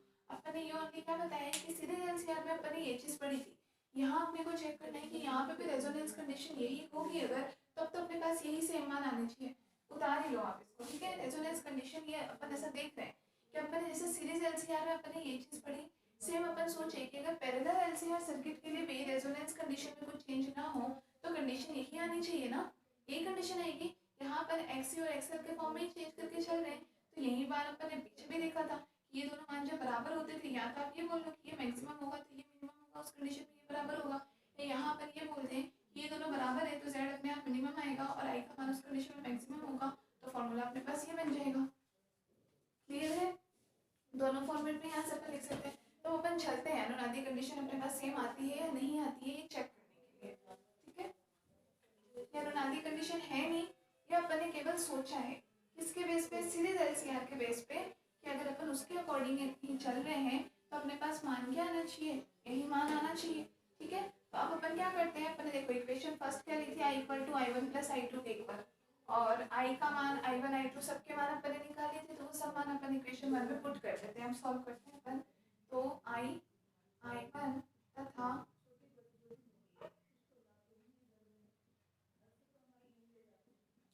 आई टू का मान समीकरण एक में रखने पर क्या मान हो जाएगा, तो समीकरण एक क्या थी, I equal to I one plus I two के इक्वल थी। आई वन का मान आई बराबर क्या लिया था अपने, v अपॉन जेड लिया था अभी, आई बराबर v अपॉन जेड, उसी के बेस पे आई वन का मान कितना निकाला था, v अपॉन एक्स सी निकाला था, प्लस आई टू का मान कितना निकाला था, v upon X L plus R निकाला था।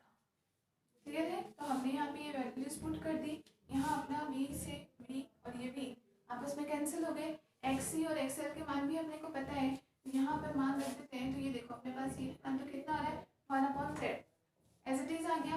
अपने पास xc बराबर अपन ने यहाँ ब्रैकेट में लिखा है, xc बराबर कितना होता है 1/j⍵c, तो 1/j⍵c मतलब मान कितना हो जाएगा j⍵c प्लस ये मान कितना हो जाएगा 1/xl का मान कितना होता है j⍵l प्लस r के फॉर्म में। क्लियर है, कोई कंफ्यूजन नहीं है, नोट कर लो। ये अपन ने क्या रखा है, अभी मान पुट किया है। एक्स सी का मान कितना होता है, 1/में जे ओमेगा सी है, तो 1 में होने के कारण वैल्यू ऊपर आ जाएगी अपने पास। ठीक है, अब इसको इस टाइप की जब चीजें आती है तो उनको सॉल्व करने का तरीका क्या होता है, देखो जे ओमेगा सी प्लस 1 में अपन वैल्यू क्या ले लेते हैं, R plus J omega L है। इसको अपने को सिंप्लीफाई करना है। सिंप्लीफाई करने का तरीका ये होता है कि अपन इसको मल्टीप्लाई डिवाइड कर दे R minus J omega L से। अपॉन में भी ले लेते हैं R minus J omega L. फायदा क्या होगा, देखो ऊपर नीचे सेम मान है, दोनों एक दूसरे से कट जाएंगे, वैल्यू हो जाएगी 1। और किसी भी चीज में अपन 1 को मल्टीप्लाई कर सकते हैं, तो उस फॉर्म में अपन ने सिंपली कर दिया मल्टीप्लाई। ये बड़ा अच्छा तरीका होता है चीज़ों को सिंप्लीफाई करने का। क्लियर है, लिख लो इस फॉर्म में। अब यहाँ से अपने को फायदा क्या हुआ, यहाँ फायदा ये हो गया कि ये वैल्यू अपने पास सेम a प्लस, अगर आप इसको a ले रहे हो और इस मान को b मान लो, तो यहाँ आपके पास क्या बन रहा है a प्लस बी, और अंदर क्या बन रहा है आपके पास a माइनस बी। और a plus B into A minus B, इसका फॉर्मूला आता है a square minus B square का। हम इस फॉर्म में लिख सकते हैं, क्योंकि a square minus B square equal to क्या होता है, a plus B into A minus B. ठीक है, तो इस फॉर्मूले के फॉर्म में अपन इसको लिख सकते हैं 1/z इम्प्लाइज इक्वल टू क्या हो जाएगा आपके पास J omega C as it is. यहाँ अपन बात करें तो आर माइनस प्लस में R minus J omega L, ये मान तो ऊपर आ जाएगा एज इट इज। ठीक है, अपॉन में मान इन दोनों को लिख लो ए स्क्वायर प्लस बी स्क्वायर के फॉर्म में। तो ए स्क्वायर कितना है, ए अपन किसको मान के चल रहे हैं, आर को, तो मान हो जाएगा अपने पास R square plus B square किसका, जे ओमेगा एल का स्क्वायर। क्लियर है, नोट कर लो इतना।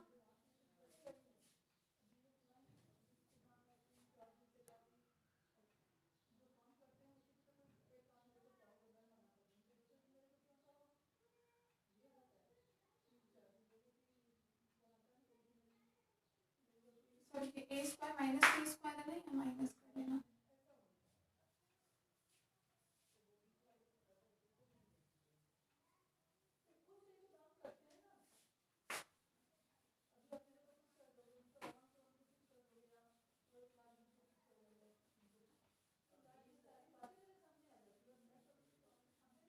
क्लियर है, अब यहाँ पे देखो माइनस है, जे का स्क्वायर होना, तो जे स्क्वायर अपन ने भी बताया किसके बराबर होता है, -1 के बराबर। ओमेगा की सॉरी आयोटा की प्रॉपर्टी रखता है, आयोटा स्क्वायर -1 होता है, तो यहाँ जे का स्क्वायर होगा तो भी -1 होगा। माइनस माइनस क्या हो जाएगा, +1। मतलब देखो 1/z बराबर अपने पास क्या रह जाएगा, J omega C as it is plus R minus J omega L upon में R square as it is. ध्यान रखना स्क्वायर क्या है, अपन इस पूरे का होल स्क्वायर है, वैल्यू क्या आएगी, J square omega square L square. J square -1 और माइनस माइनस +1, प्लस में क्या बच जाएगा अपने पास, ओमेगा स्क्वायर एल स्क्वायर। यहाँ चाहे ब्रैकेट में लिख लेना, चूंकि जे स्क्वायर इक्वल टू -1 होता है। ठीक है, इनको अपन मल्टीप्लाई कर लेते हैं यहाँ से, तो आपके पास जे ओमेगा सी इंटू में पूरा मान क्या हो जाएगा, R square plus omega L का स्क्वायर, और प्लस अपने पास मान बच जाएगा R minus J omega L. Clear है, अपॉन में क्या बचेगा, R square plus omega L का स्क्वायर। सिंपली अपन इसको किस फॉर्म में लिख लिया है, एलसीएम के फॉर्म में लिख लिया है। अब अपने को क्या करना है, ओनली इन दोनों मानों को सॉल्व करना है। इनको सॉल्व करने के लिए अपन क्या करते हैं, देखो दोनों तरफ अगर अपन इसको लिख लें जे ओमेगा सी, या तो अपन इनको क्या कर सकते हैं, एक तो अपन कर सकते हैं कि इनको मल्टीप्लाई करके लिख लेते हैं अपन। ठीक है, या तो मल्टीप्लाई करके लिखते हैं अपन, या फिर अपन डायरेक्ट लिखते हैं। देखो पहले अपन इसको इस फॉर्म में लिख लेते हैं, J omega C into R square plus omega square L square है, प्लस का आर और ये माइनस का जे ओमेगा एल। इसमें तो कुछ मल्टीप्लाई में है नहीं, एज इट इज मान आ गया, इंटू में क्या आ गया, R square plus omega square L square. इस तरीके से ये मान आ गया। ठीक है, अब यहाँ देखो, तो आपके पास इन दोनों में से अपन आर पहले ले लेते हैं, जे ओमेगा इन दोनों में से कॉमन ले सकते हैं। क्लियर है, जे ओमेगा अपन दोनों में से कॉमन ले लेते हैं, तो अपन आर बच रहा है, आर को तो लिख लिया अपन ने पहले आर, यहाँ पर भी जे ओमेगा है, यहाँ पर भी जे ओमेगा है, तो अपन माइनस का जे ओमेगा कॉमन ले लें ताकि अपने पास एल कैसा हो जाए, प्लस का हो जाए। तो माइनस जे ओमेगा अपन ने कॉमन ले लिया। इन दोनों में से देखो इस पूरे मान में से अपने पास जे ओमेगा कॉमन आ गया, और ये इसमें से अपने पास जे ओमेगा कॉमन आ गया। आर था, आर पहले ऐसे चीज ले दिया, अपन ने माइनस का जे ओमेगा कॉमन ले लिया, तो ये बल्कि एल, ये प्लस का हो गया, ये मान हो जाएगा माइनस का, तो माइनस का सी इंटू में R square plus omega square L square, ठीक है। अपॉन में क्या माना जाएगा, R square plus omega square L square.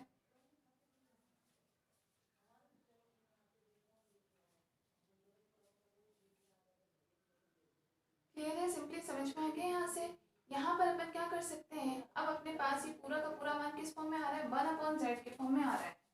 1/z ये मान क्या है अपने पास, 1/z का मान है। और 1/z एक्चुअली किसके बराबर होता है, y के बराबर। y जिसको अपन क्या बोलते हैं, प्रवेश्यता, तो इसी को अपन y के बराबर बोल सकते हैं।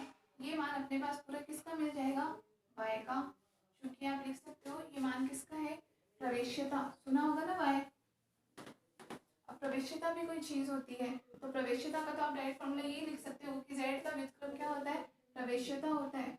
लिख लो प्रवेश्यता, ठीक है, क्योंकि y इक्वल टू 1/z होता है। ये हो गई प्रवेश्यता। और यहाँ से इसका मतलब हम z बराबर क्या निकाल सकते हैं, तो z बराबर अपने पास हो जाएगा R square plus omega square L square upon inverse के बराबर हो जाएगा, तो R minus J omega into L minus C R square plus omega square L square. Clear है, ये अपने पास फाइनल रिजल्ट किसका आ गया, z का। z अपने पास क्या है, इम्पिडेंस, प्रतिबाधा।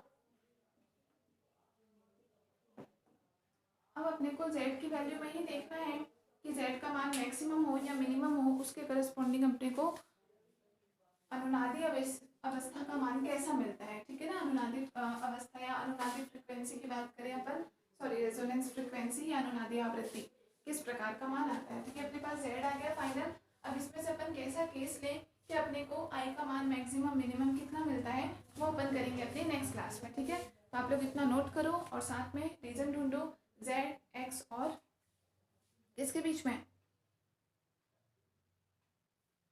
r के बीच में, ठीक है। इन दोनों में क्या डिफरेंस होता है, इन तीनों में कमेंट सेक्शन में मैसेज करके बताना। इससे आगे अपन कंटिन्यू करेंगे नेक्स्ट क्लास में। Thank you.